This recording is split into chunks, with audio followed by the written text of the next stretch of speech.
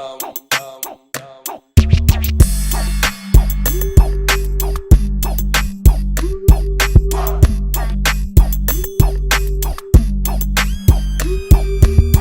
up, SLAPSTARs, and welcome to the very first episode of Behind the Slap.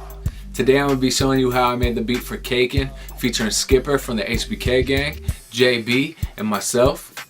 But before we get into that, let me tell you a little bit about me.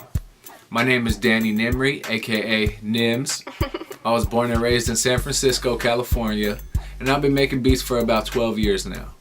I started making beats on Fruity Loops, but now I use Reason. And I mix, master, produce, and record everything on Pro Tools.